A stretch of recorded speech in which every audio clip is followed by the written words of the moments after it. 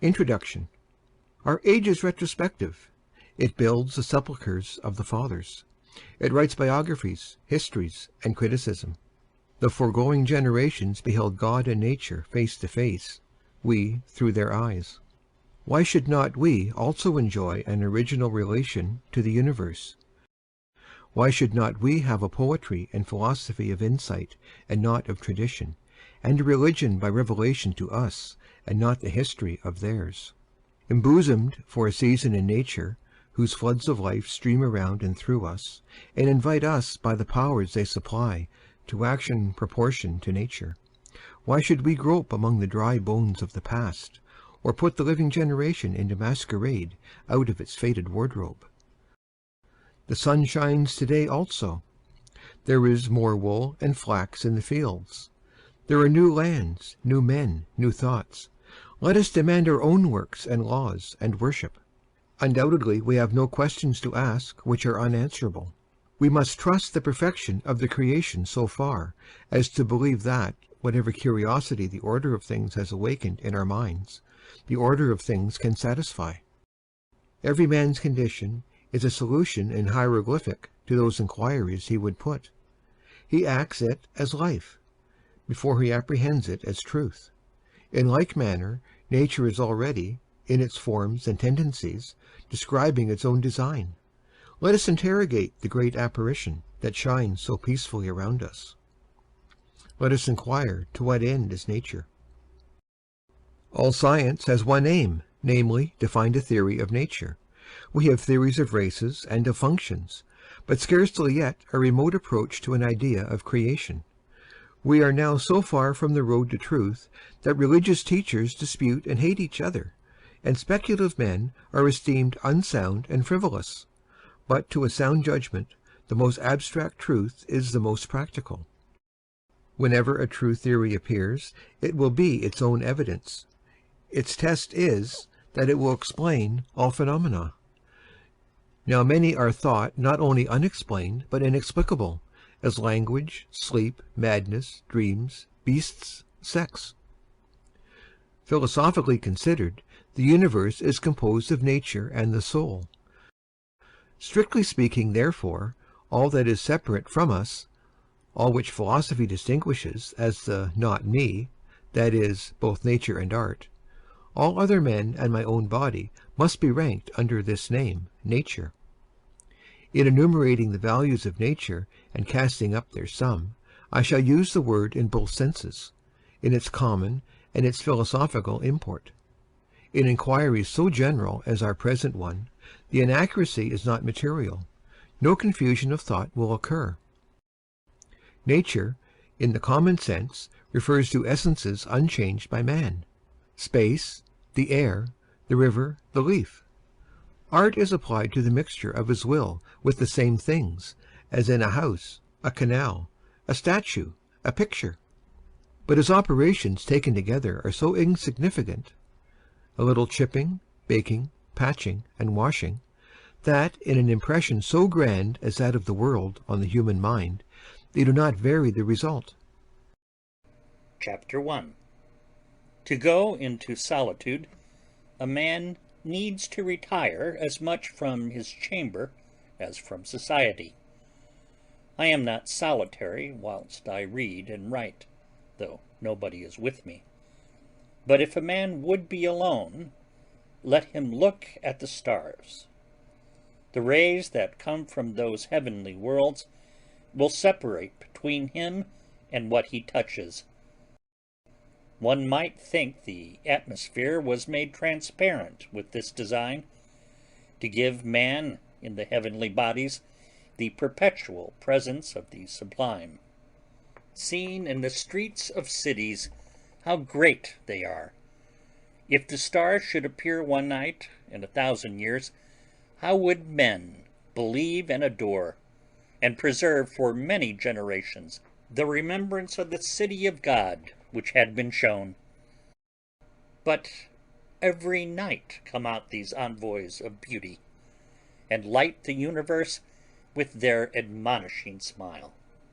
The stars awaken a certain reverence, because, though always present, They are inaccessible, but all natural objects make a kindred impression when the mind is open to their influence. Nature never wears a mean appearance. Neither does the wisest man extort her secret, and lose his curiosity by finding out all her perfection. Nature never became a toy to a wise spirit. The flowers, the animals, the mountains reflected the wisdom of his best hour as much as they had delighted the simplicity of his childhood. When we speak of nature in this manner, we have a distinct but most poetical sense in the mind. We mean the integrity of impression made by manifold natural objects. It is this which distinguishes the stick of timber of the woodcutter from the tree of the poet. The charming landscape which I saw this morning is indubitably made up of some 20 or 30 farms. Miller owns this field, Locke that, and Manning the woodland beyond, but none of them owns the landscape.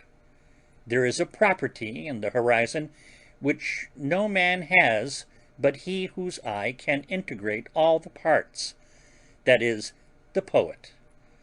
This is the best part of these men's farms, but to this their warranty deeds give no title. To speak truly, few adult persons can see nature.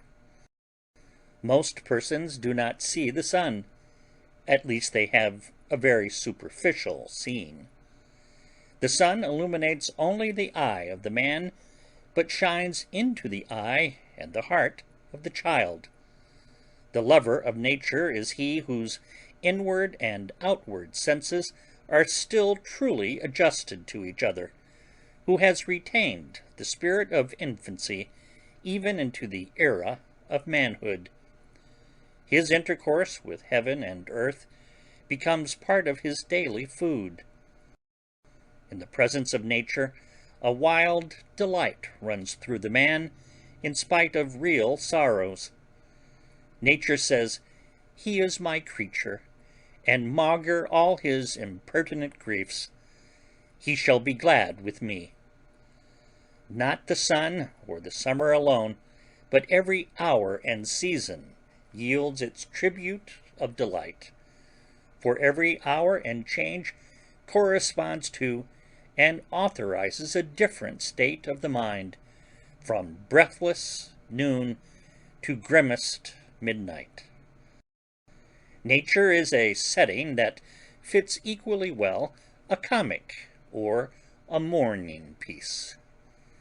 In good health, the air is a cordial of incredible virtue. Crossing a bare common, in snow puddles, at twilight, under a clouded sky, without having in my thoughts any occurrence of special good fortune, I have enjoyed a perfect exhilaration. I am glad to the brink of fear. In the woods, too, a man casts off his years as the snake his slough, and at what period soever of life is always a child.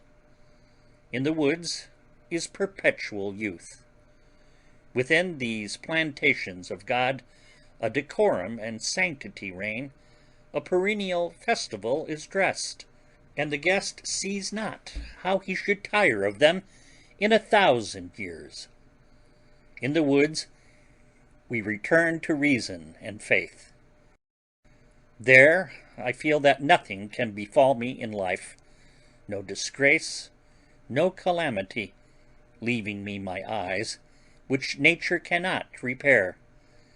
Standing on the bare ground, my head bathed by the blithe air, and uplifted into infinite space, all mean egotism vanishes. I become a transparent eyeball. I am nothing. I see all. The currents of the universal being circulate through me. I am part or particle of God. The name of the nearest friend sounds, then, foreign and accidental. To be brothers, to be acquaintances, master or servant, is then a trifle and a disturbance. I am the lover of uncontained and immortal beauty. In the wilderness I find something more dear and connate than in streets or villages. In the tranquil landscape, and especially in the distant line of the horizon, man beholds somewhat as beautiful as his own nature. The greatest delight which the fields and woods minister is the suggestion of an occult relation between man and the vegetable. I am not alone and unacknowledged. They nod to me, and I to them. The waving of the boughs in the storm is new to me and old. It takes me by surprise, and yet is not unknown. Its effect is like that of a higher thought or a better emotion coming over me when I deemed I was thinking justly or doing right. Yet it is certain that the power to produce this delight does not reside in nature, but in man, or in a harmony of both. It is necessary to use these pleasures with great temperance, for nature is not always tricked in holiday attire, but the same scene which yesterday breathed perfume and glittered as for the frolic of the nymphs is overspread with melancholy today. Nature always wears the colors of the spirit. To a man laboring under calamity, the heat of his own fire hath sadness in it. Then there is a kind of contempt of the landscape felt by him who has just lost by death a dear friend. The sky is less grand as it shuts down over less worth in the population. Chapter 2. Commodity. Whoever considers the final cause of the world will discern a multitude of uses that result. They all admit of being thrown into one of the following classes: commodity, beauty, language, and discipline. Under the general name of commodity, I rank all those advantages which our senses owe to nature. This, of course, is a benefit which is temporary and mediate, not ultimate, like its service to the soul. Yet, although low, it is perfect in its kind, and is the only use of nature which all men apprehend. The misery of man appears like childish petulance when we explore the steady and prodigal provision that has been made for his support and delight on this green ball which floats him through the heavens. What angels invented these splendid ornaments, these rich conveniences, this ocean of air above, this ocean of water beneath, this firmament of earth between, this zodiac of lights, this tent of dropping clouds, this striped coat of climates, this fourfold year? Beasts, fire, water, stones, and corn serve him. The field is at once his floor, his workyard, his playground, his garden, and his bed. More servants wait on man than he'll take notice of. Nature, in its ministry to man, is not only the material, but is also the process and the result. All the parts incessantly work into each other's hands for the profit of man. The wind sows the seed, the sun evaporates the sea, the wind blows the vapor to the field. The ice, on the other side of the planet, condenses rain on this. The rain feeds the plant feeds the animal, and thus the endless circulations of the divine charity nourish man. The useful arts are reproductions or new combinations by the wit of man of the same natural benefactors. He no longer waits for favoring gales, but by means of steam he realizes the fable of Aeolus's bag, and carries the 32 winds in the boiler of his boat. To diminish friction, he paves the road with iron bars, and mounting a coach with a shipload of men, animals, and merchandise behind him, he darts through the country, from town to town, like an eagle or a swallow through the air.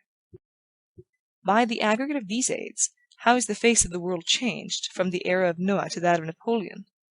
The private poor man hath cities, ships, canals, bridges built for him. He goes to the post office, and the human race run on his errands; to the bookshop, and the human race read and write of all that happens, for him; to the court house, and nations repair his wrongs. He sets his house upon the road, and the human race go forth every morning, and shovel out the snow, and cut a path for him. But there is no need of specifying particulars in this class of uses. The catalogue is endless, and the examples so obvious, that I shall leave them to the reader's reflection, with the general remark, that this mercenary benefit is one which has respect to a farther good. A man is fed, not that he may be fed, but that he may work. Chapter 3. Beauty. A nobler want of man is served by nature, namely the love of beauty. The ancient Greeks called the world kosmos, beauty. Such is the constitution of all things, or such the plastic power of the human eye, that the primary forms, as the sky, the mountain, the tree, the animal, give us delight in and for themselves, a pleasure arising from outline, colour, motion, and grouping. This seems partly owing to the eye itself. The eye is the best of artists.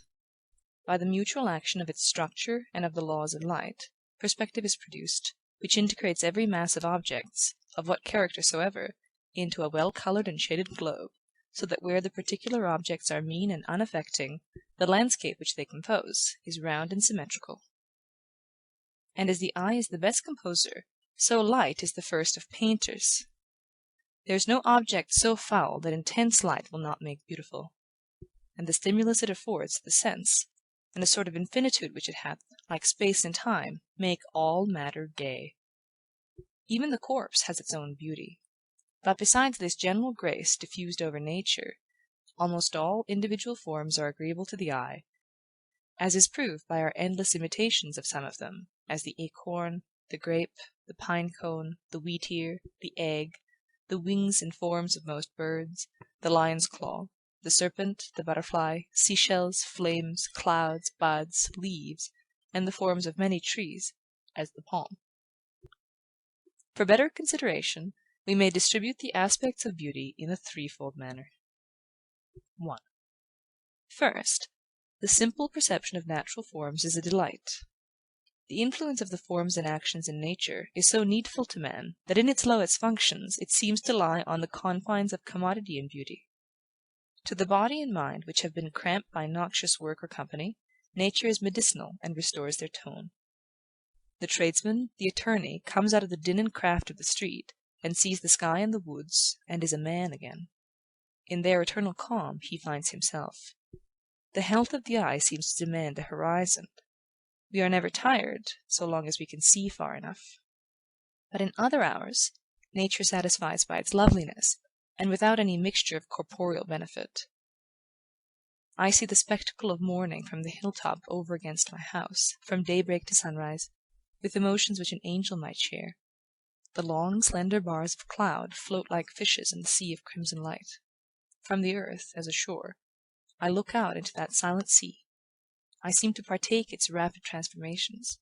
The active enchantment reaches my dust, and I dilate and conspire with the morning wind. How does nature deify us with a few and cheap elements! Give me health and a day, and I will make the pomp of emperors ridiculous. The dawn is my Assyria, the sunset and moonrise my Paphos, and unimaginable realms of faery. Broad noon shall be my England of the senses and the understanding. The night shall be my Germany of mystic philosophy and dreams. Not less excellent, except for our less susceptibility in the afternoon, was the charm last evening of a January sunset. The western clouds divided and subdivided themselves into pink flakes modulated with tints of unspeakable softness, and the air had so much life and sweetness that it was a pain to come within doors. What was it that nature would say? Was there no meaning in the live repose of the valley behind the mill, and which Homer or Shakespeare could not reform for me in words? The leafless trees became spires of flame in the sunset, with the blue east for their background, and the stars of the dead calyces of flowers, and every withered stem and stubble rimed with frost contribute something to the mute music. The inhabitants of cities suppose that the country landscape is pleasant only half the year. I please myself with the graces of the winter scenery, and believe that we are as much touched by it as by the genial influences of summer. To the attentive eye, each moment of the year has its own beauty, and in the same field it beholds, every hour, a picture which was never seen before, and which shall never be seen again. The heavens change every moment, and reflect their glory or gloom on the plains beneath. The state of the crop in the surrounding farms alters the expression of the earth from week to week. The succession of native plants in the pastures and roadsides, which make the silent clock by which time tells the summer hours, will make even the divisions of the day sensible to a keen observer. The tribes of birds and insects, like the plants punctual to their time, follow each other, and the year has room for all. By watercourses the variety is greater. In July, the blue pondiceria or pickerelweed blooms in large beds in the shallow parts of our pleasant river, and swarms with yellow butterflies in continual motion. Art cannot rival this pomp of purple and gold. Indeed, the river is a perpetual gala, and boasts each month a new ornament. But this beauty of nature which is seen and felt as beauty is the least part. The shows of day, the dewy morning, the rainbow, mountains, orchards in blossom, stars, moonlight, shadows in still water, and the like, if too eagerly hunted, become shows merely, and mock us with their unreality. Go out of the house to see the moon, and 'tis mere tinsel. It will not please as when its light shines upon your necessary journey. The beauty that shimmers in the yellow afternoons of October, whoever could clutch it? Go forth to find it, and it is gone. 'Tis only a mirage as you look from the windows of diligence. 2. The presence of a higher, namely of the spiritual element, is essential to its perfection. The high and divine beauty which can be loved without effeminacy is that which is found in combination with the human will. Beauty is the mark God sets upon virtue. Every natural action is graceful. Every heroic act is also decent, and causes the place and the bystanders to shine. We are taught by great actions that the universe is the property of every individual in it.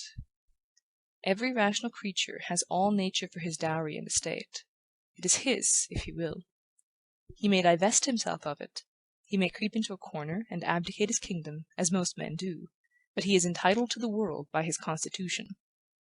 In proportion to the energy of his thought and will, he takes up the world into himself. All those things for which men plough, build, or sail, obey virtue, said Sallust.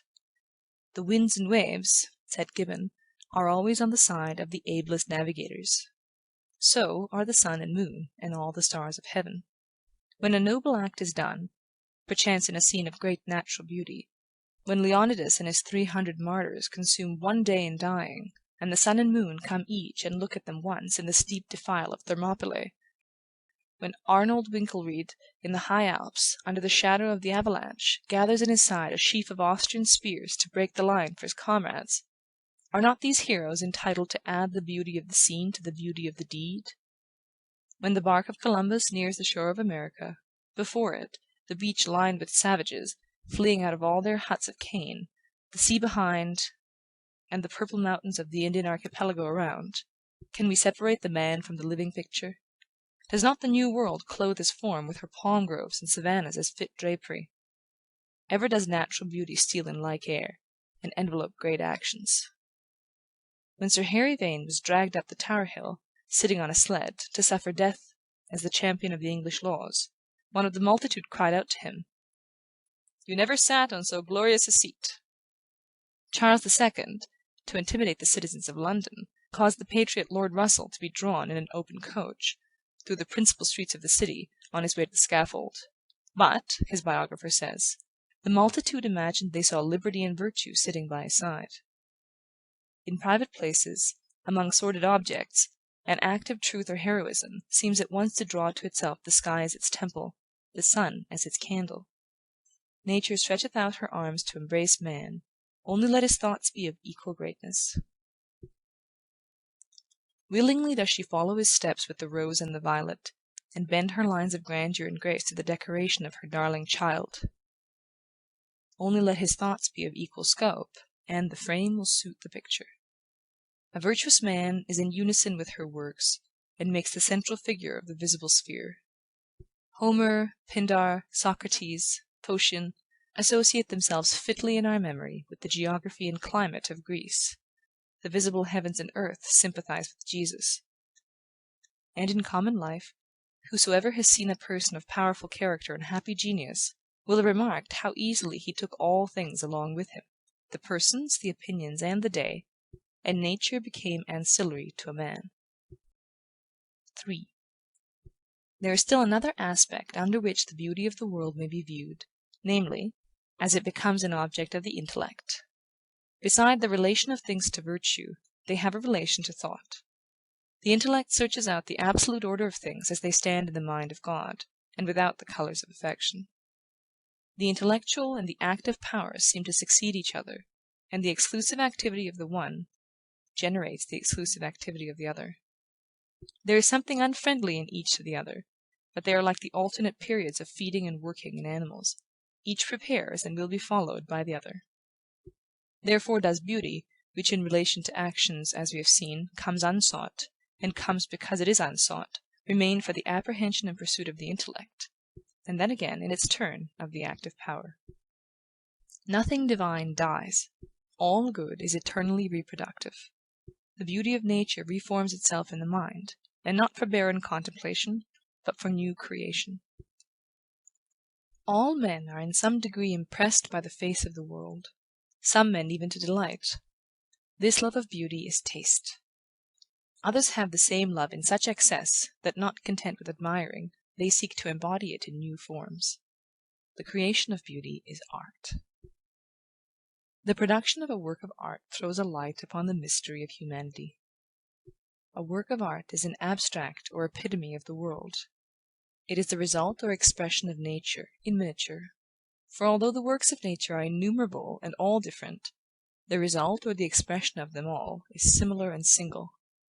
Nature is a sea of forms radically alike and even unique. A leaf, a sunbeam, a landscape, the ocean, make an analogous impression on the mind.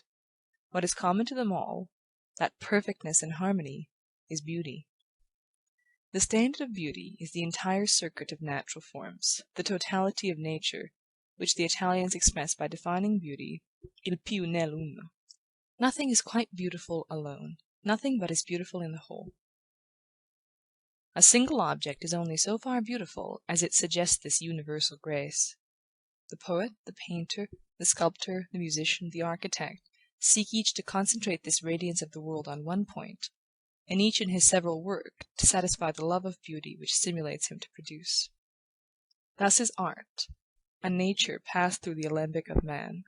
Thus in art does nature work through the will of a man filled with the beauty of her first works. The world thus exists to the soul to satisfy the desire of beauty. This element I call an ultimate end. No reason can be asked or given why the soul seeks beauty. Beauty, in its largest and profoundest sense, is one expression for the universe. God is the all-fair. Truth and goodness and beauty are but different faces of the same all. But beauty in nature is not ultimate. It is the herald of inward and eternal beauty, and is not alone a solid and satisfactory good. It must stand as a part, and not as yet the last or highest expression of the final cause of nature. Chapter 4. Language. Language is a third use which nature subserves to man. Nature is the vehicle and threefold degree. 1. Words are signs of natural facts. 2. Particular natural facts are symbols of particular spiritual facts. 3. Nature is the symbol of spirit. 1. Words are signs of natural facts. The use of natural history is to give us aid in supernatural history. The use of the outer creation to give us language for the beings and changes of the inward creation. Every word which is used to express a moral or intellectual fact, if traced to its root, is found to be borrowed from some material appearance. Right means straight. Wrong means twisted. Spirit primarily means wind. Transgression, the crossing of a line. Supercilious, the raising of the eyebrow. We say the heart to express emotion, the head to denote thought, and thought and emotion are words borrowed from sensible things, and now appropriated to spiritual nature. Most of the process by which this transformation is made is hidden from us in the remote time when language was framed. But the same tendency may be daily observed in children. Children and savages use only nouns or names of things, which they convert into verbs and apply to analogous mental acts. 2. But this origin of all words that convey a spiritual import, so conspicuous a fact in the history of language, is our least debt to nature. It is not words only that are emblematic. It is things which are emblematic. Every natural fact is a symbol of some spiritual fact. Every appearance in nature corresponds to some state of the mind, and that state of the mind can only be described by presenting that natural appearance as its picture. An enraged man is a lion, a cunning man is a fox, a firm man is a rock, a learned man is a torch. A lamb is innocence, a snake is subtle spite. Flowers express to us the delicate affections. Light and darkness are a familiar expression for knowledge and ignorance, and heat for love. Visible distance behind and before us is respectively our image of memory and hope. Who looks upon a river in a meditative hour and is not reminded of the flux of all things? Throw a stone into the stream, and the circles that propagate themselves are the beautiful type of all influence.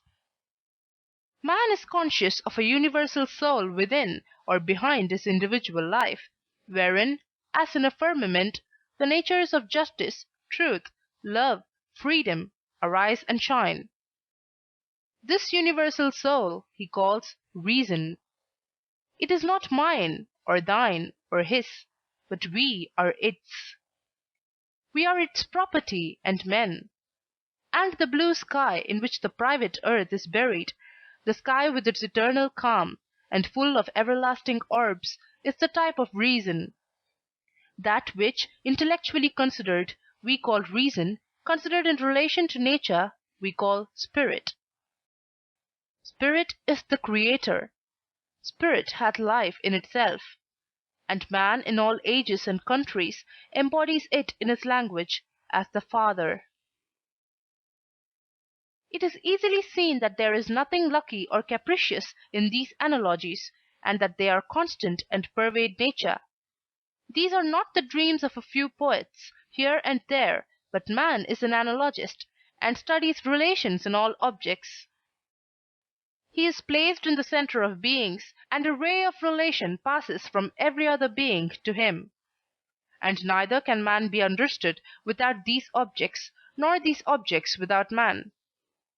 All the facts in natural history, taken by themselves, have no value, but are barren, like a single sex. But marry it to human history, and it is full of life. Whole floras, all Linnaeus's and Buffon's volumes, are dry catalogues of facts. But the most trivial of these facts, the habit of a plant, the organs or work or noise of an insect, applied to the illustration of a fact in intellectual philosophy, or in any way associated to human nature, affects us in the most lively and agreeable manner. The seed of a plant, to what affecting analogies in the nature of man is that little fruit made use of, in all discourse, up to the voice of Paul, who calls the human corpse a seed. Quote, "It is sown a natural body, it is raised a spiritual body." End quote. The motion of the earth round its axis and round the sun makes the day and the year. These are certain amounts of brute light and heat. But is there no intent of an analogy between man's life and the seasons? And do the seasons gain no grandeur or pathos from that analogy? The instincts of the ant are very unimportant, considered as the ant's. But the moment a ray of relation is seen to extend from it to man, and the little drudge is seen to be a monitor, a little body with a mighty heart, then all its habits, even that said to be recently observed, that it never sleeps, become sublime. Because of this radical correspondence between visible things and human thoughts, savages, who have only what is necessary, converse in figures. As we go back in history, language becomes more picturesque, until its infancy, when it is all poetry. Or all spiritual facts are represented by natural symbols. The same symbols are found to make the original elements of all languages. It has moreover been observed that the idioms of all languages approach each other in passages of the greatest eloquence and power. And as this is the first language, so is it the last. This immediate dependence of language upon nature, this conversion of an outward phenomenon into a type of somewhat in human life, never loses its power to affect us. It is this which gives that piquancy to the conversation of a strong-natured farmer or backwoodsman which all men relish. A man's power to connect his thought with its proper symbol, and so to utter it, depends on the simplicity of his character, that is, upon his love of truth and his desire to communicate it without loss. The corruption of man is followed by the corruption of language.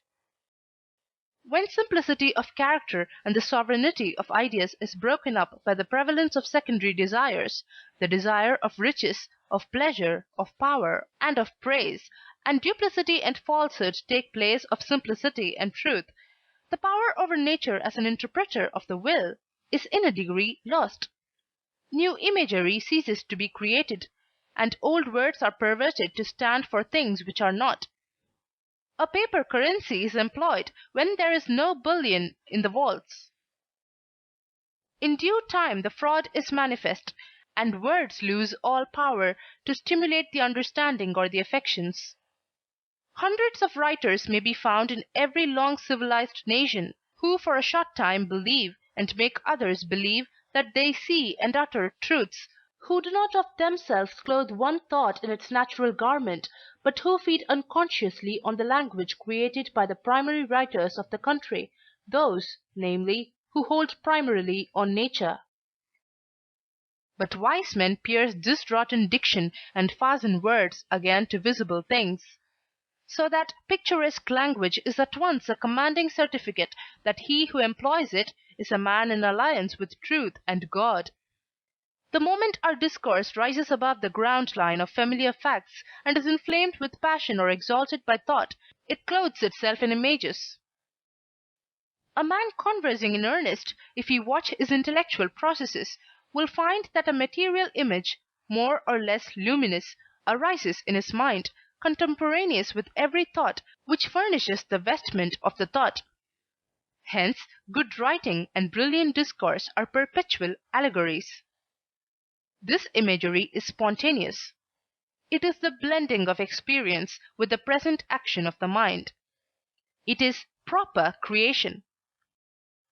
It is the working of the original cause through the instruments he has already made.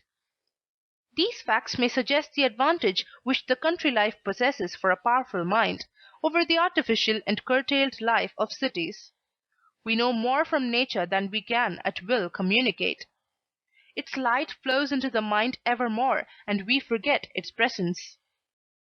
The poet, the orator, bred in the woods, whose senses have been nourished by their fair and appeasing changes year after year without design and without heed, shall not lose their lesson altogether in the roar of cities or the broil of politics. Long hereafter, amidst agitation and terror, in national councils, in the hour of revolution, these solemn images shall reappear in their morning lustre, as fit symbols and words of the thoughts which the passing events will awaken. At the call of a noble sentiment, again the woods wave, the pines murmur, the river rolls and shines, and the cattle low upon the mountains, as he saw and heard them in his infancy. And with these forms, the spells of persuasion, the keys of power are put into his hands. 3. We are thus assisted by natural objects in the expression of particular meanings. But how great a language to convey such peppercorn informations! Did it need such noble races of creatures, this profusion of forms, this host of orbs in heaven, to furnish man with the dictionary and grammar of his municipal speech? Whilst we use this grand cipher to expedite the affairs of our pot and kettle, we feel that we have not yet put it to its use, neither are able. We are like travellers using the cinders of a volcano to roast their eggs. Whilst we see that it always stands ready to clothe what we would say, we cannot avoid the question whether the characters are not significant of themselves. Have mountains, and waves, and skies no significance but what we consciously give them when we employ them as emblems of our thoughts? The world is emblematic. Parts of speech are metaphors, because the whole of nature is a metaphor of the human mind. The laws of moral nature answer to those of matter as face to face in a glass. Quote, "The visible world and the relation of its parts is the dial plate of the invisible." End quote. The axioms of physics translate the laws of ethics. Thus, the whole is greater than its part. Reaction is equal to action. The smallest weight may be made to lift the greatest, the difference of weight being compensated by time. And many the like propositions, which have an ethical as well as physical sense. These propositions have a much more extensive and universal sense when applied to human life than when confined to technical use. In like manner, the memorable words of history and the proverbs of nations consist usually of a natural fact, selected as a picture or parable of a moral truth. Thus, a rolling stone gathers no moss. A bird in the hand is worth two in the bush. A cripple in the right way will beat a razor in the wrong. Make hay while the sun shines. 'Tis hard to carry a full cup even. Vinegar is the son of wine. The last ounce broke the camel's back. Long-lived trees make roots first. And the like. In their primary sense these are trivial facts, but we repeat them for the value of their analogical import. What is true of proverbs is true of all fables, parables, and allegories. This relation between the mind and matter is not fancied by some poet, but stands in the will of God, and so is free to be known by all men. It appears to men, or it does not appear. When in fortunate hours we ponder this miracle, the wise man doubts if, at all other times, he is not blind and deaf. Can these things be, and overcome us like a summer's cloud, without our special wonder? For the universe becomes transparent, and the light of higher laws than its own shines through it. It is the standing problem which has exercised the wonder and the study of every fine genius since the world began. From the era of the Egyptians and the Brahmins to that of Pythagoras, of Plato, of Bacon, of Leibniz, of Swedenborg. There sits the Sphinx at the roadside, and from age to age as each prophet comes by, he tries his fortune at reading her riddle. There seems to be a necessity in spirit to manifest itself in material forms. And day and night, river and storm, beast and bird, acid and alkali, pre-exist in necessary ideas in the mind of God, and are what they are by virtue of preceding affections in the world of spirit. A fact is the end or last issue of spirit. The visible creation is the terminus or the circumference of the invisible world. Material objects, said a French philosopher, are necessary kinds of scoriae of the substantial thoughts of the Creator, which must always preserve an exact relation to their first origin. In other words, visible nature must have a spiritual and moral side. This doctrine is abstruse, and though the images of garment, scoriae, mirror, etc., may stimulate the fancy, we must summon the aid of subtler and more vital expositors to make it plain. Quote, Every scripture is to be interpreted by the same spirit which gave it forth," is the fundamental law of criticism. A life in harmony with nature, the love of truth and of virtue, will purge the eyes to understand her text. By degrees we may come to know the primitive sense of the permanent objects of nature, so that the world shall be to us an open book, and every form significant of its hidden life and final cause. A new interest surprises us, whilst, under the view now suggested, we contemplate the fearful extent and multitude of objects.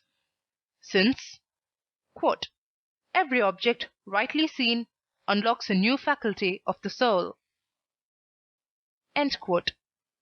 That which was unconscious truth becomes, when interpreted and defined in an object, a part of the domain of knowledge, a new weapon in the magazine of power.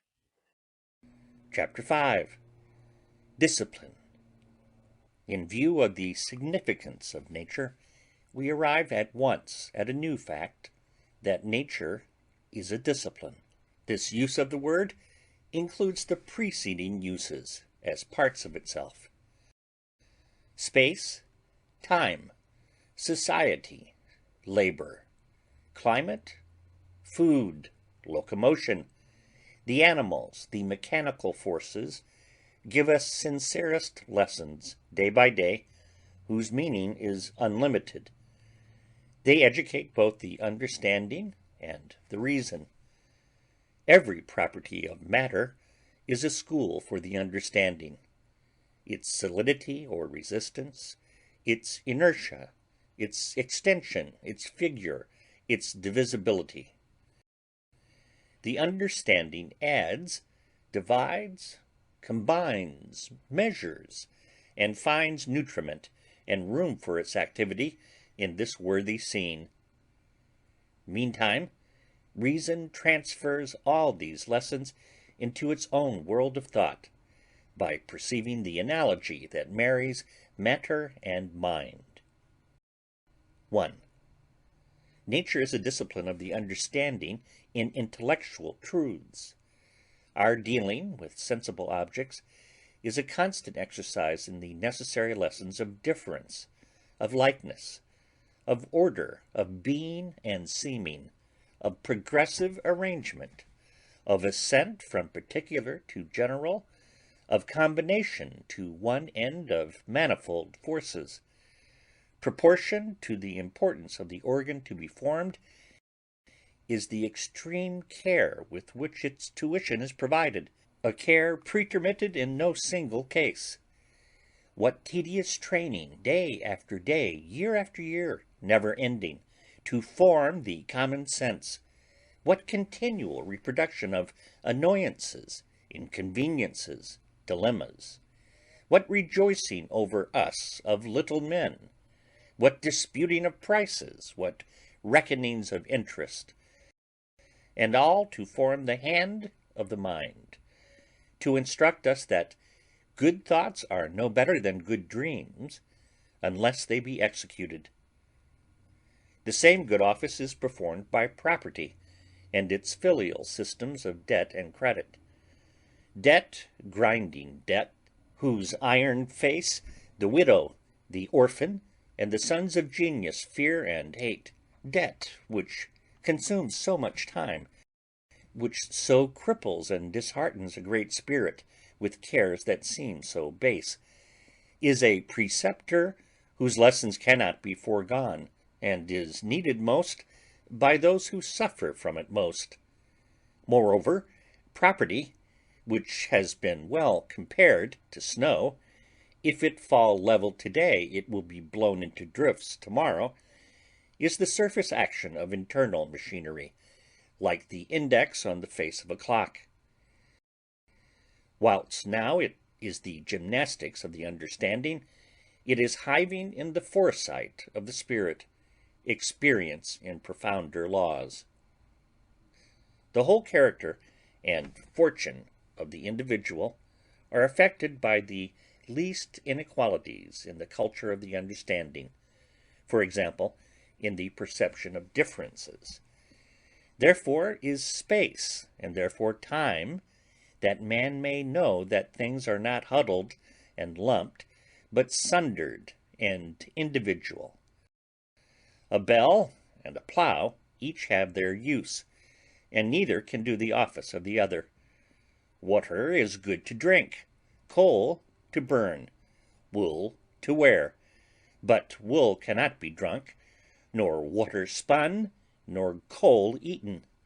The wise man shows his wisdom in separation, in gradation, and his scale of creatures and of merits is as wide as nature. The foolish have no range in their scale, but suppose every man is as every other man. What is not good they call the worst, and what is not hateful they call the best. In like manner, what good heed nature forms in us! She pardons no mistakes. Her yea is yea, and her nay, nay. The first steps in agriculture, astronomy, zoology, those first steps which the farmer, the hunter, and the sailor take, teach that nature's dice are always loaded, that in her heaps and rubbish are concealed sure and useful results. How calmly and genially the mind apprehends one after another the laws of physics! What noble emotions dilate the mortal as he enters into the counsels of the creation, and feels by knowledge the privilege to be! His insight refines him. The beauty of nature shines in his own breast. Man is greater that he can see this, and the universe less, because time and space relations vanish as laws are known. Passing by many particulars of the discipline of nature, we must not omit to specify two. The exercise of the will, or the lesson of power, is taught in every event. From the child's successive possession of his several senses, up to the hour when he saith, Thy will be done, he is learning the secret, that he can reduce under his will not only particular events, but great classes, nay, the whole series of events, and so conform all facts to his character. Nature is thoroughly mediate. It is made to serve. It receives the dominion of man as meekly as the ass on which the Saviour rode. It offers all its kingdoms to man as the raw material which he may mold into what is useful. Man is never weary of working it up. He forges the subtle and delicate air into wise and melodious words, and gives them wings as angels of persuasion and command. One after another, his victorious thought comes up with and reduces all things, until the world becomes, at last, only a realized will, the double of the man. 2. Sensible objects conform to the premonitions of reason and reflect the conscience. All things are moral, and in their boundless changes have an unceasing reference to spiritual nature. Therefore is nature glorious with form, color, and motion, that every globe in the remotest heaven, every chemical change from the rudest crystal up to the laws of life, every change of vegetation from the first principle of growth in the eye of a leaf to the tropical forest and antediluvian coal mine, every animal function from the sponge up to Hercules, shall hint or thunder to man the laws of right and wrong, and echo the 10 Commandments. Therefore is nature ever the ally of religion, lends all her pomp and riches to the religious sentiment. Prophet and priest, David, Isaiah, Jesus, have drawn deeply from this source. This ethical character so penetrates the bone and marrow of nature as to seem the end for which it was made. Whatever private purpose is answered by any member or part, this is its public and universal function, and is never omitted. Nothing in nature is exhausted in its first use. When a thing has served an end to the uttermost, it is wholly new for an ulterior service. In God, every end is converted into a new means.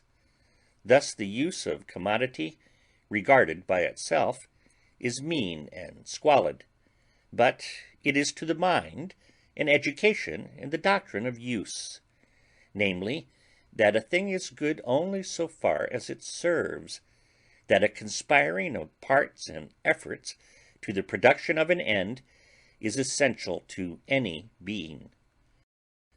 The first and gross manifestation of this truth is our inevitable and hated training in values and wants, in corn and meat. It has already been illustrated that every natural process is a version of a moral sentence. The moral law lies at the center of nature and radiates to all the circumference. It is the pith and marrow of every substance, every relation, and every process. All things with which we deal preach to us. What is a farm but a mute gospel? The chaff and the wheat, weeds and plants, blight, rain, insects, sun. It is a sacred emblem from the first furrow of spring to the last stack which the snow of winter overtakes in the fields. But the sailor, the shepherd, the miner, the merchant in their several resorts have each an experience precisely parallel and leading to the same conclusion, because all organizations are radically alike. Nor can it be doubted that this moral sentiment, which thus scents the air, grows in the grain and impregnates the waters of the world, is caught by man and sinks into his soul. The moral influence of nature upon every individual is that amount of truth which it illustrates to him. Who can estimate this? Who can guess how much firmness the sea-beaten rock has taught the fisherman? How much tranquillity has been reflected to man from the azure sky, over whose unspotted deeps the winds forevermore drive flocks of stormy clouds, and leave no wrinkle or stain. How much industry and providence and affection we have caught from the pantomime of brutes. What a searching preacher of self-command is the varying phenomenon of health. Herein is especially apprehended the unity of nature, the unity in variety, which meets us everywhere. All the endless variety of things make an identical impression. Xenophanes complained in his old age that, look where he would, all things hastened back to unity. He was weary of seeing the same entity in the tedious variety of forms. The fable of Proteus has a cordial truth, but also in objects wherein there is great superficial unlikeness. Thus, architecture is called frozen music by De Stael and Goethe. Vitruvius thought an architect should be a musician. A Gothic church, said Coleridge, is a petrified religion. Michelangelo maintained that to an architect a knowledge of anatomy is essential. In Haydn's oratorios, the notes present to the imagination not only motions, as of the snake, the stag, and the elephant, but colors also, as the green grass. The law of harmonic sounds reappears in the harmonic colors. The granite is differenced in its laws only by the more or less of heat from the river that wears it away.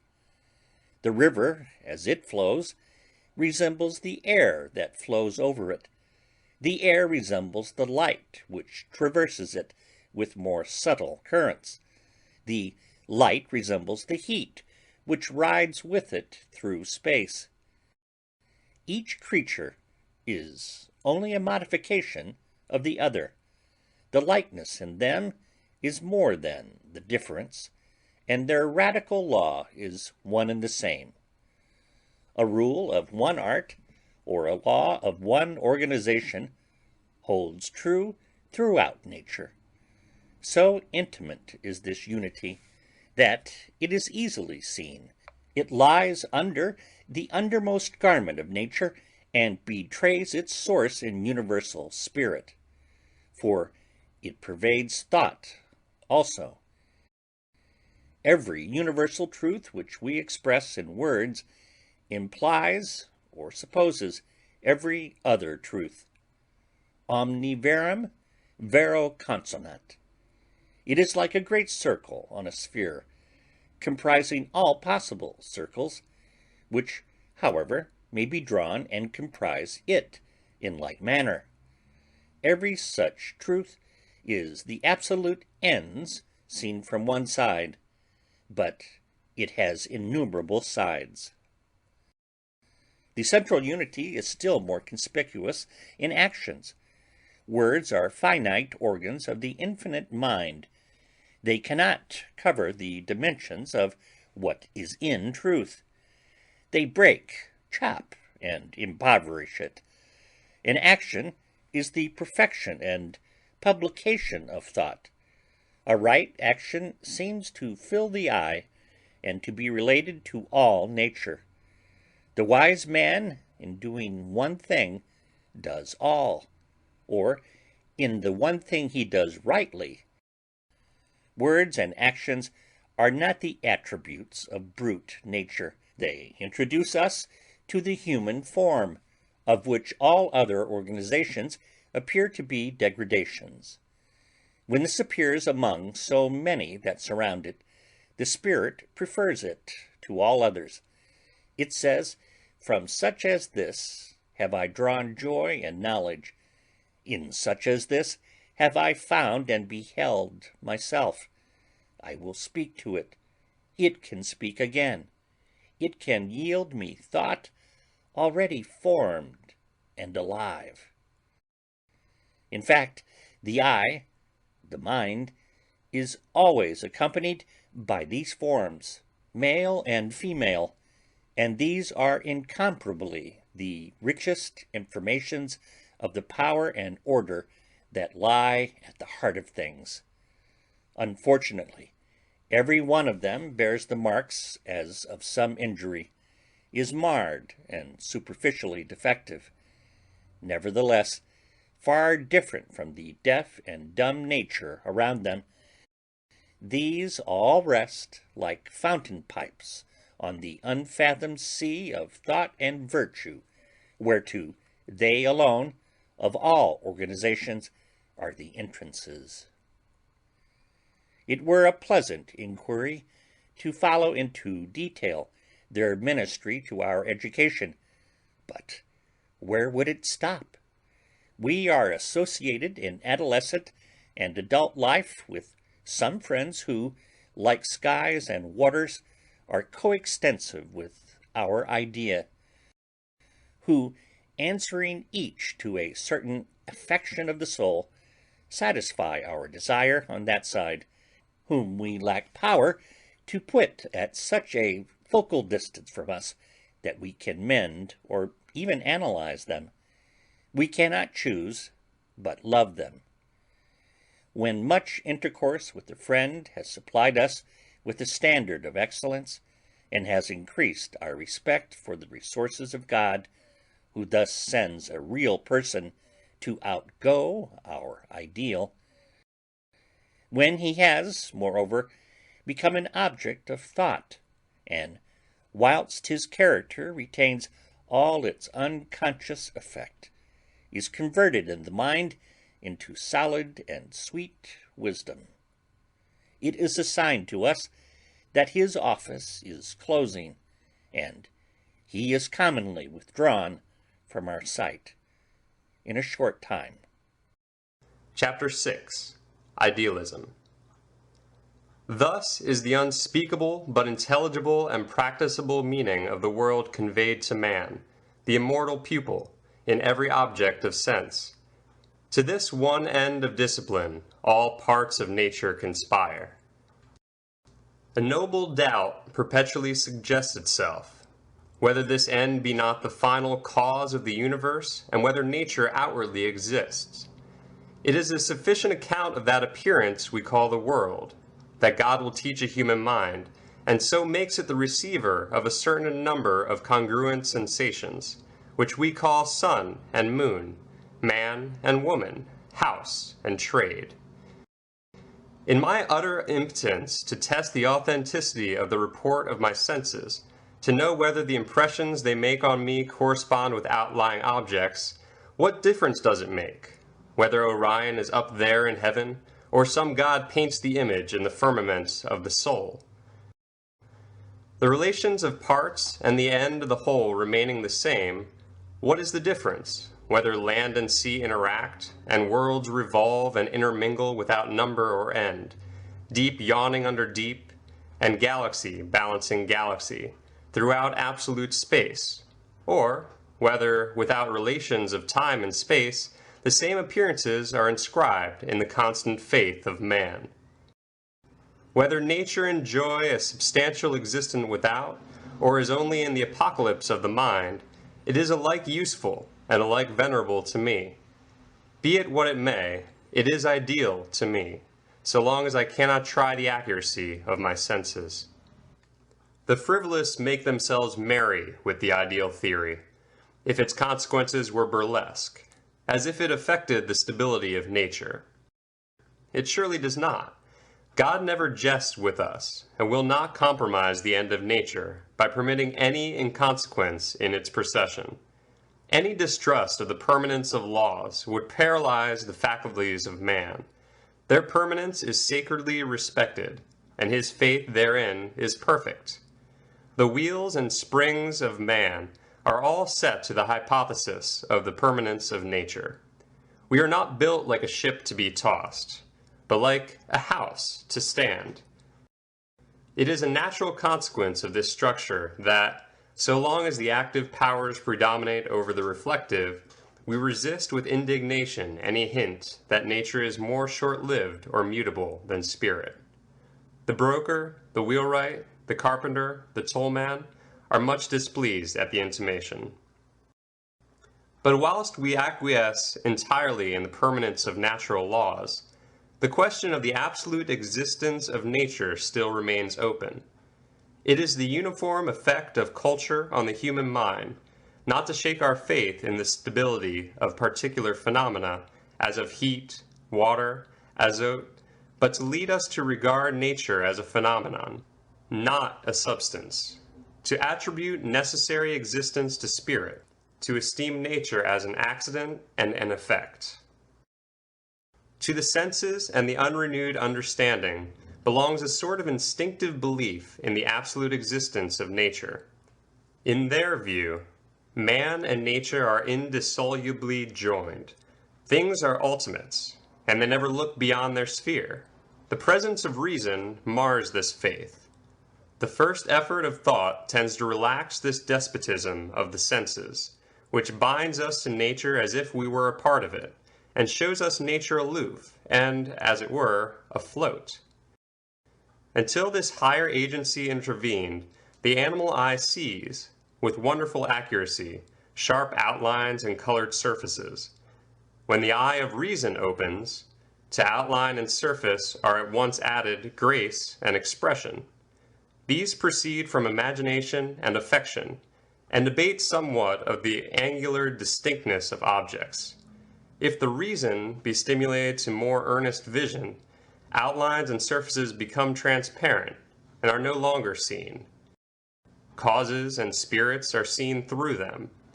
The best moments of life are these delicious awakenings of the higher powers, and the reverential withdrawing of nature before its God. Let us proceed to indicate the effects of culture. 1. Our first institution in the ideal philosophy is a hint from nature herself. Nature is made to conspire with spirit to emancipate us. Certain mechanical changes, a small alteration in our local position, apprises us of a dualism. We are strangely affected by seeing the shore from a moving ship, from a balloon, or through the tints of an unusual sky. The least change in our point of view gives the whole world a pictorial air. A man who seldom rides needs only to get into a coach and traverse his own town, to turn the street into a puppet show. The men, the women, talking, running, bartering, fighting, the earnest mechanic, the lounger, the beggar, the boys, the dogs, are unrealized at once, or, at least, wholly detached from all relation to the observer, and seen as apparent, not substantial beings. What new thoughts are suggested by seeing a face of country quite familiar, in the rapid movement of the railroad car? Nay, the most wanted objects make a very slight change in the point of vision, please us most. In a camera obscura, the butcher's cart and the figure of one of our own family amuse us. So a portrait of a well-known face gratifies us. Turn the eyes upside down by looking at the landscape through your legs, and how agreeable is the picture, though you have seen it any time these 20 years. In these cases, by mechanical means, is suggested the difference between the observer and the spectacle, between man and nature. Hence arises a pleasure mixed with awe. I may say a low degree of the sublime is felt from the fact, probably, that man is hereby apprised that, whilst the world is a spectacle, something in himself is stable. 2. In a higher manner, the poet communicates the same pleasure. By a few strokes he delineates, as on air, the sun, the mountain, the camp, the city, the hero, the maiden, not different from what we know them, but only lifted from the ground and afloat before the eye. He unfixes the land and the sea, makes them revolve around the axis of his primary thought, and disposes them anew. Possessed himself by a heroic passion, he uses matter as symbols of it. The sensual man conforms thoughts to things. The poet conforms things to his thoughts. The one esteems nature as rooted and fast, the other as fluid, and impresses his being thereon. To him, the refractory world is ductile and flexible. He invests dust and stones with humanity, and makes them the words of the reason. The imagination may be defined to be the use which the reason makes of the material world. Shakespeare possesses the power of subordinating nature for the purposes of expression, beyond all poets. His imperial muse tosses the creation like a bauble from hand to hand, and uses it to embody any caprice of thought that is uppermost in his mind. The remotest spaces of nature are visited, and the farthest sundered things are brought together by a subtle spiritual connection. We are made aware that magnitude of material things is relative, and all objects shrink and expand to serve the passion of the poet. Thus, in his sonnets, the lays of birds, the scents and dyes of flowers, he finds to be the shadow of his beloved. Time, which keeps her from him, is his chest. The suspicion she has awakened is her ornament. The ornament of beauty is suspect, a crow which flies in heaven's sweetest air. His passion is not the fruit of chance. It swells, as he speaks, to a city or a state. No, it was builded far from accident. It suffers not in smiling pomp, nor falls under the brow of thralling discontent. It fears not policy, that heretic, that works on leases of short-numbered hours, but all alone stands hugely politic. In the strength of his constancy, The pyramids seem to him recent and transitory. The freshness of youth and love dazzles him with its resemblance to morning. Take those lips away, which so sweetly were forsworn, and those eyes, the break of day, lights that do mislead the morn.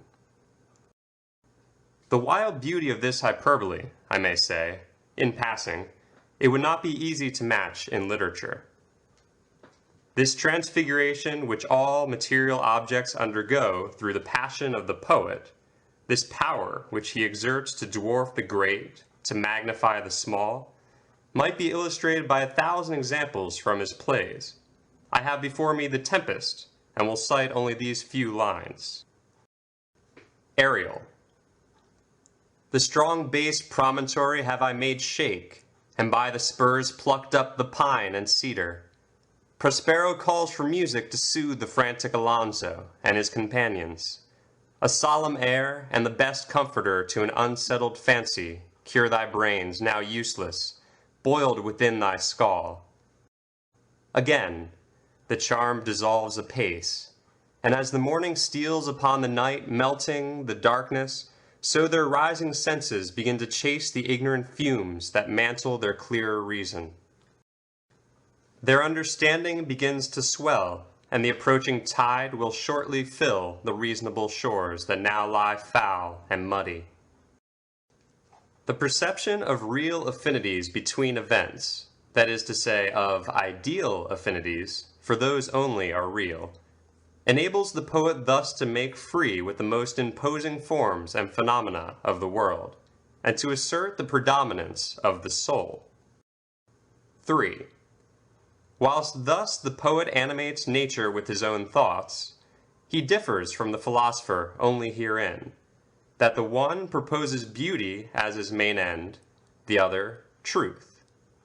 But the philosopher, not less than the poet, postpones the apparent order and relations of things to the empire of thought. The problem of philosophy, according to Plato, is, for all that exists conditionally, to find a ground unconditioned and absolute. It proceeds on the faith that a law determines all phenomena, which, being known, the phenomena can be predicted. That law, when in the mind, is an idea. Its beauty is infinite. The true philosopher and the true poet are one, and a beauty which is truth, and a truth which is beauty, is the aim of both. Is not the charm of one of Plato's or Aristotle's definitions strictly like that of the Antigone of Sophocles?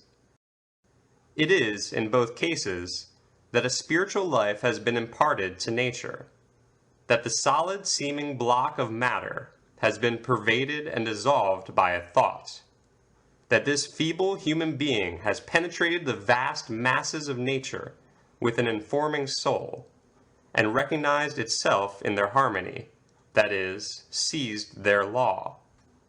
In physics, when this is attained, the memory disburthens itself of its cumbrous catalogues of particulars and carries centuries of observation in a single formula. Thus, even in physics, the material is degraded before the spiritual. The astronomer, the geometer, rely on their irrefragable analysis and disdain the results of observation.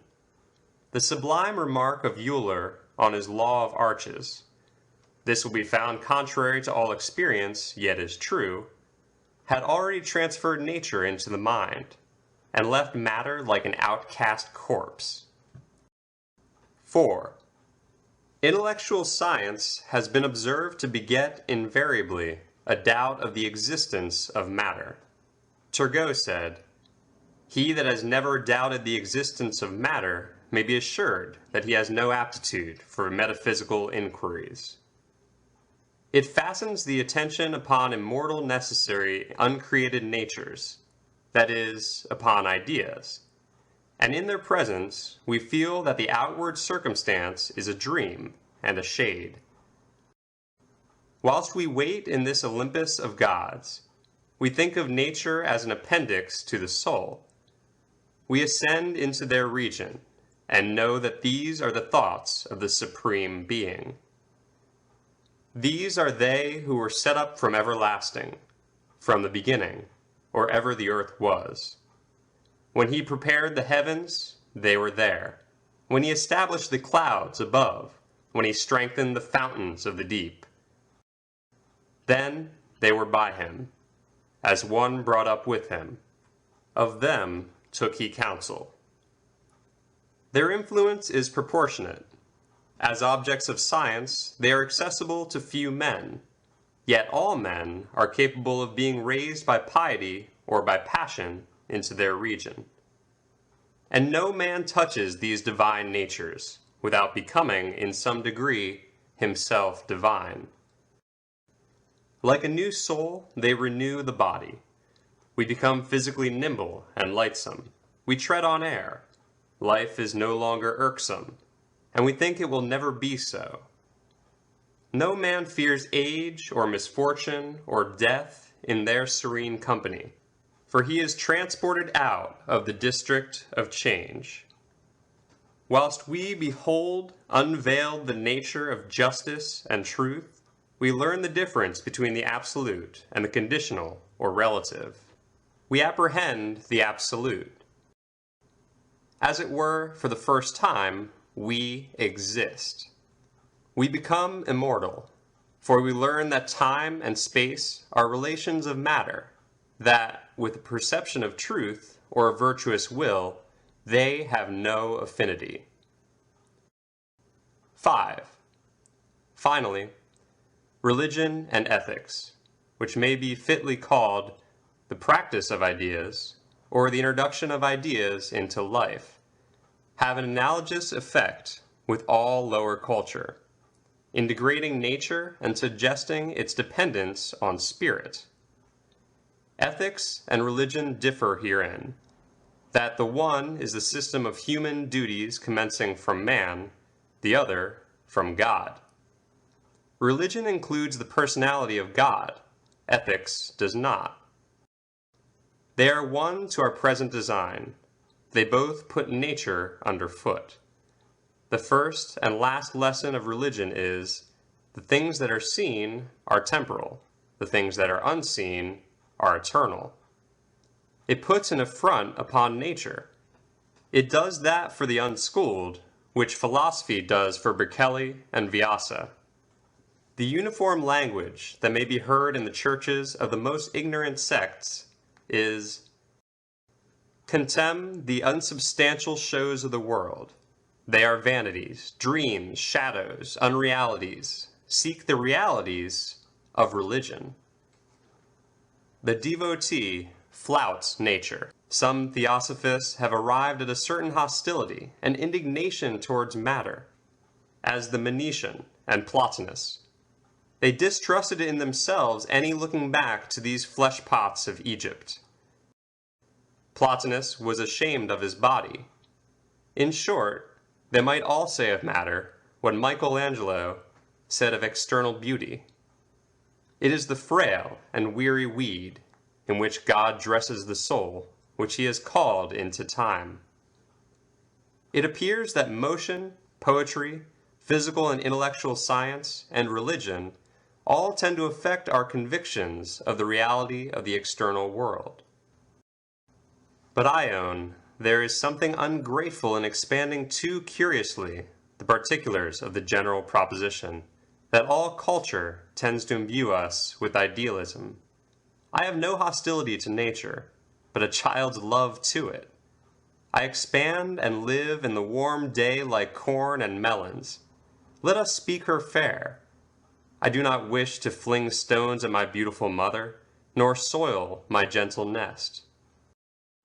I only wish to indicate the true position of nature in regard to man, wherein to establish man all right education tends, as the ground which to attain is the object of human life, that is, of man's connection with nature. Culture inverts the vulgar views of nature, and brings the mind to call that apparent, which it uses to call real, and that real, which it uses to call visionary. Children, it is true, believe in the external world. The belief that it appears only is an afterthought, but with culture, this faith will as surely arise on the mind as it did the first. The advantage of the ideal theory over the popular faith is this, that it presents the world in precisely that view which is most desirable to the mind. It is, in fact, the view which reason, both speculative and practical, that is, philosophy and virtue, take. For, seen in the light of thought, the world always is phenomenal, and virtue subordinates it to the mind. Idealism sees the world in God. It beholds the whole circle of persons and things, of actions and events, of country and religion, not as painfully accumulated, atom after atom, act after act, in an aged, creeping past, but as one vast picture, which God paints on the instant eternity, for the contemplation of the soul. Therefore, the soul holds itself off from a too trivial and microscopic study of the universal tablet. It respects the end too much to immerse itself in the means. It sees something more important in Christianity than the scandals of ecclesiastical history or the niceties of criticism. And, very incurious concerning persons or miracles, and not at all disturbed by chasms of historical evidence, it accepts from God the phenomenon, as it finds it, as the pure and awful form of religion in the world. It is not hot and passionate at the appearance of what it calls its own good or bad fortune, at the union or opposition of other persons. No man is its enemy. It accepts whatsoever befalls as part of its lesson. It is a watcher more than a doer. It is a doer only that it may the better watch. Chapter 7. Spirit. It is essential to a true theory of nature and of man that it should contain somewhat progressive. Uses that are exhausted or that may be, and facts that end in the statement, cannot be all that is true of this brave lodging wherein man is harbored, and wherein all his faculties find appropriate and endless exercise. And all the uses of nature admit of being summed in one, which yields the activity of man an infinite scope. Through all its kingdoms, to the suburbs and outskirts of things, it is faithful to the cause whence it had its origin. It always speaks of spirit. It suggests the absolute. It is a perpetual effect. It is a great shadow pointing always to the sun behind us. The aspect of nature is devout. Like the figure of Jesus, she stands with bended head, and hands folded upon the breast. The happiest man is he who learns from nature the lesson of worship. Of that ineffable essence which we call spirit, he that thinks most will say least. We can foresee God in the coarse, and as it were distant phenomena of matter. But when we try to define and describe himself, both language and thought desert us, and we are as helpless as fools and savages. That essence refuses to be recorded in propositions, but when man has worshipped him intellectually, the noblest ministry of nature is to stand as the apparition of God. It is the organ through which the universal spirit speaks to the individual, and strives to lead back the individual to it. When we consider spirit, we see that the views already presented do not include the whole circumference of man. We must add some related thoughts. 3 problems are put by nature to the mind. What is matter? Whence is it? And where to? The first of these questions only, the ideal theory answers. Idealism said, matter is a phenomenon, not a substance. Idealism acquaints us with the total disparity between the evidence of our own being and the evidence of the world's being. The one is perfect, the other incapable of any assurance. The mind is a part of the nature of things. The world is a divine dream, from which we may presently awake to the glories and certainties of day. Idealism is a hypothesis to account for nature by other principles than those of carpentry and chemistry. Yet, If it only deny the existence of matter, it does not satisfy the demands of the spirit. It leaves God out of me. It leaves me in the splendid labyrinth of my own perceptions, to wander without end. Then the heart resists it, because it balks the affections in denying substantive being to men and women. Nature is so pervaded with human life that there is something of humanity in all, and in every particular. But this theory makes nature foreign to me, and does not account for that consanguinity which we acknowledge to it. Let it stand, then, in the present state of our knowledge, merely as a useful introductory hypothesis, serving to apprise us of the eternal distinction between the soul and the world.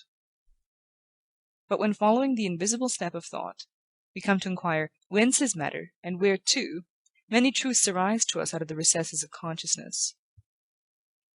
We learn that the highest is present to the soul of man, that the dread universal essence, which is not wisdom or love or beauty or power, but all in one, and each entirely, is that for which all things exist, and that by which they are. That spirit creates. That behind nature, throughout nature, spirit is present, one and not compound. It does not act upon us from without, that is, in space and time, but spiritually, or through ourselves.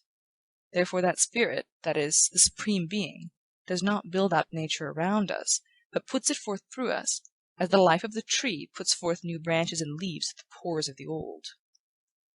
As a plant upon the earth, so man rests upon the bosom of God. He is nourished by unfailing fountains, and draws at his need inexhaustible power. Who can set bounds to the possibilities of man? Once inhale the upper air, being admitted to behold the absolute natures of justice and truth, and we learn that man has access to the entire mind of the Creator, is himself the Creator in the finite.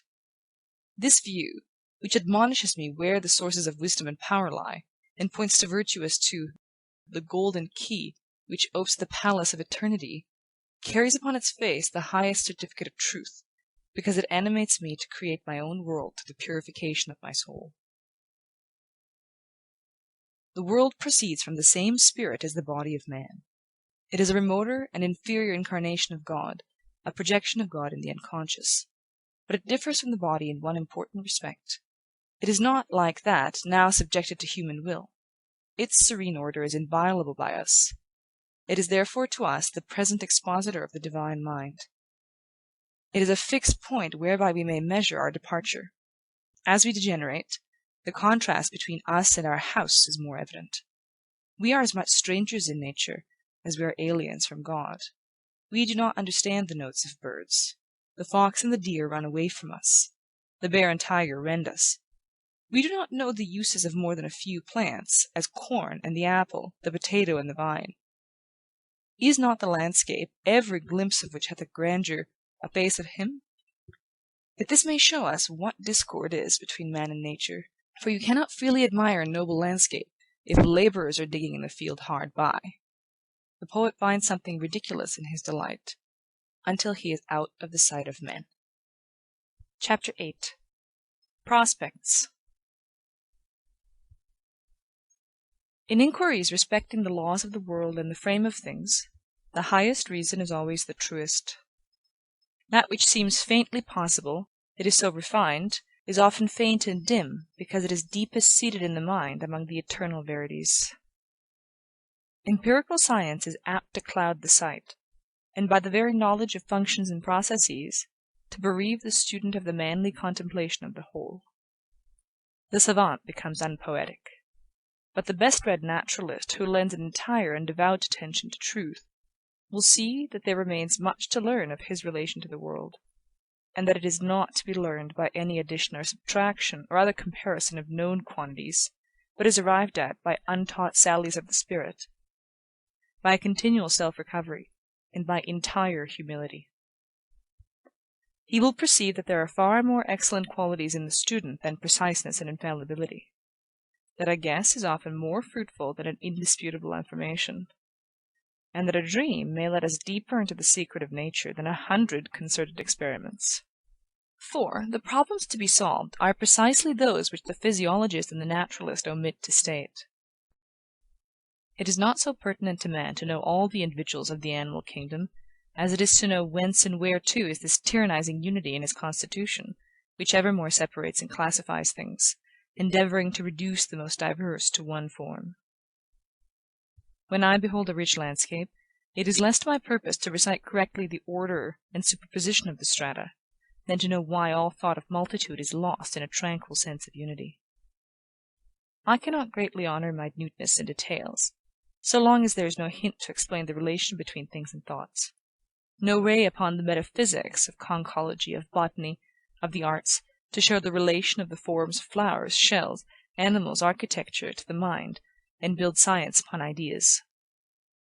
In a cabinet of natural history, we become sensible of a certain occult recognition and sympathy in regard to the most unwieldy and eccentric forms of beast, fish, and insect. The American who has been confined, in his own country, to the sight of buildings designed after foreign models, is surprised on entering New York Minster or St. Peter's at Rome by the feeling that these structures are imitations also, faint copies of an invisible archetype. Nor is science sufficient humanity, so long as the naturalist overlooks that wonderful congruity which subsists between man and the world, of which he is lord, not because he is the most subtle inhabitant, but because he is its head and heart, and finds something of himself in every great and small thing, in every mountain stratum, in every new law of color, fact of astronomy, or atmospheric influence which observation or analysis lay open. A perception of this mystery inspires the muse of George Herbert, the beautiful psalmist of the 17th century. The following lines are part of his little poem on man. Man is all symmetry, full of proportions, one limb to another, and to all the world besides. Each part may call the farthest brother, for head with foot have private amity, and both with moons and tides. Nothing hath got so far, but man hath caught and kept it as his prey. His eyes dismount the highest star, he is in little all the sphere. Herbs gladly cure our flesh, because that they find their acquaintance there. For us the winds do blow, the earth doth rest, heaven mourn, fountains flow, nothing we see but means our good, as our delight, or as our treasure. The whole is either our cupboard of food, or cabinet of pleasure. The stars have us to bed, night draws the curtain which the sun withdraws, music and light attend our head. All things unto our flesh are kind, in their descent and being, to our mind in their ascent and cause. More servants wait on man than he'll take notice of, in every path he treads down that which doth befriend him, when sickness makes him pale and wan. O mighty love, man is one world and hath another to attend him. The perception of this class of truths makes the attraction which draws men to science, but the end is lost sight of in attention to the means. In view of this half sight of science, we accept a sentence of Plato, that poetry comes nearer to vital truth than history. Every surmise and vaticination of the mind is entitled to a certain respect, and we learn to prefer imperfect theories, and sentences which contain glimpses of truth, to digested systems which have no one valuable suggestion. A wise writer will feel that the ends of study and composition are best answered by announcing undiscovered regions of thought, and so communicating, through hope, new activity to the torpid spirit. I shall therefore conclude this essay with some traditions of man and nature, which a certain poet sang to me, and which, as they have always been in this world, and perhaps reappear to every bard, may be both history and prophecy. The foundations of man are not in matter but in spirit, but the element of spirit is eternity. To it, therefore, the longest series of events, the oldest chronologies, are young and recent. In the cycle of the universal man, from whom the known individuals proceed, centuries are points, and all history is but the epoch of one degradation. We distrust and deny inwardly our sympathy with nature. We own and disown our relation to it by turns. We are, like Nebuchadnezzar, dethroned, bereft of reason, and eating grass like an ox. But who can set limits to the remedial force of spirit? A man is a god in ruins.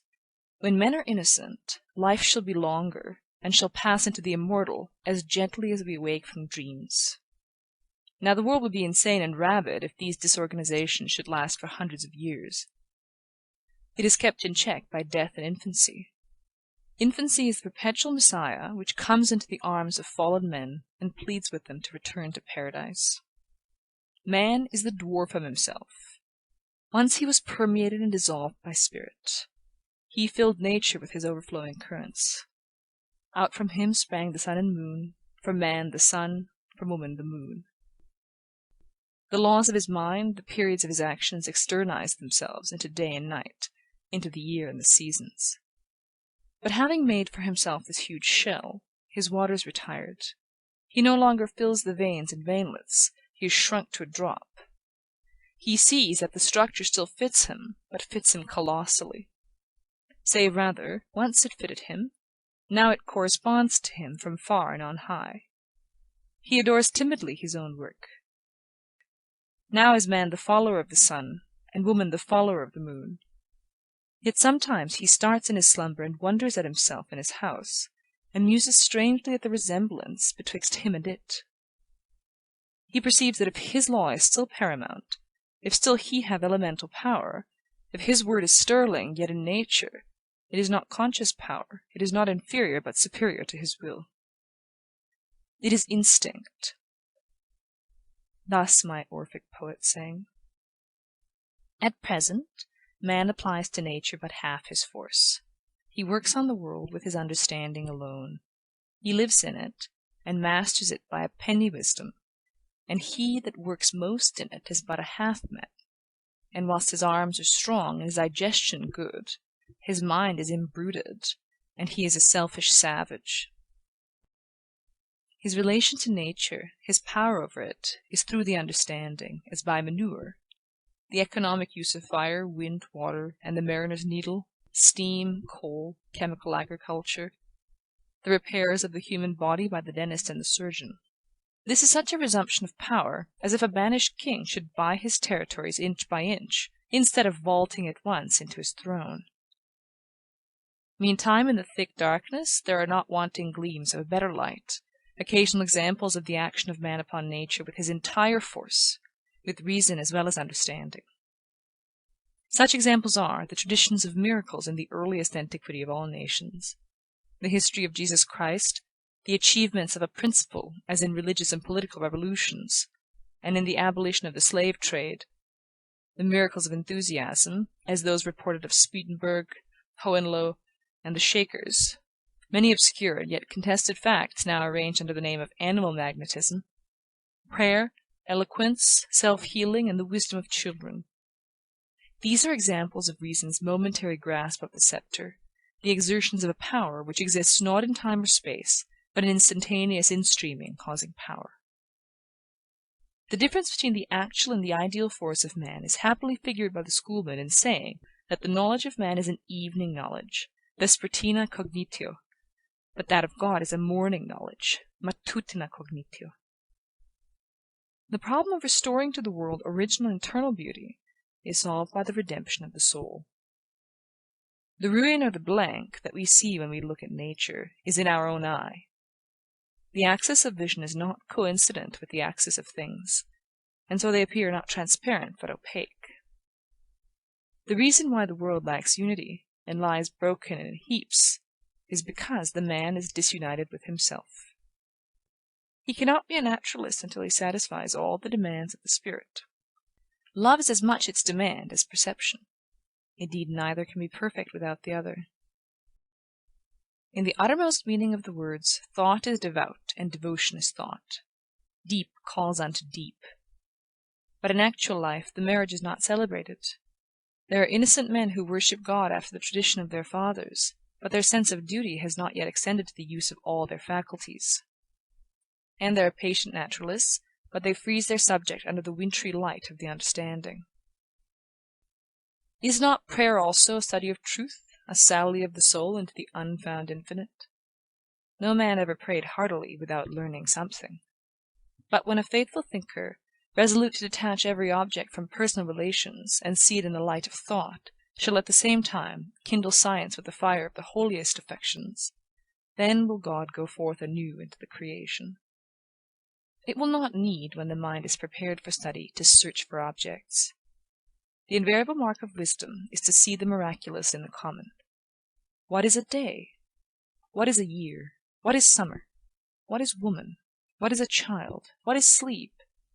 To our blindness these things seem unaffecting. We make fables to hide the baldness of the fact, and conform it, as we say, to the higher law of the mind. But when the fact is seen under the light of an idea, the gaudy fable fades and shrivels. We behold the real higher law. To the wise, therefore, a fact is true poetry, and the most beautiful of fables. These wonders are brought to our own door. You also are a man. Man and woman, and their social life, poverty, labor, sleep, fear, fortune, are known to you. Learn that none of these things is superficial, but that each phenomenon has its roots in the faculties and affections of the mind. Whilst the abstract question occupies your intellect, nature brings it into concrete to be solved by your hands. It were a wise inquiry for the closet to compare, point by point, especially at remarkable crises in life, our daily history, with the rise and progress of ideas in the mind. So shall we come to look at the world with new eyes. It shall answer the endless inquiry of the intellect, what is truth? And of the affections, what is good, by yielding itself passive to the educated will. Then shall come to pass what my poet said, nature is not fixed but fluid, spirit alters, moulds, makes it. The immobility or bruteness of nature is the absence of spirit. To pure spirit it is fluid, it is volatile, it is obedient. Every spirit builds itself a house, and beyond its house a world, and beyond its world a heaven. Know then that the world exists for you.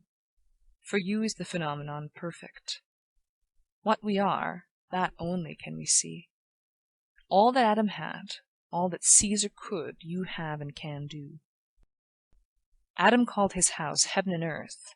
Caesar called his house Rome. You perhaps call yours a cobbler's trade, 100 acres of ploughed land, or a scholar's garret. Yet line for line, and point for point, your dominion is as great as theirs, though without fine names. Build, therefore, your own world. As fast as you conform your life to the pure idea in your mind, that will unfold its great proportions. A correspondent revolution in things will attend the influx of the spirit. So fast will disagreeable appearances, swine, spiders, snakes, pests, madhouses, prisons, enemies, vanish.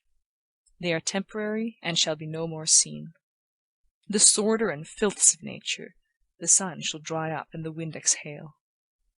As when the summer comes from the south, the snowbanks melt, and the face of the earth becomes green before it, so shall the advancing spirit create its ornaments along its path, and carry with it the beauty it visits, and the song which enchants it.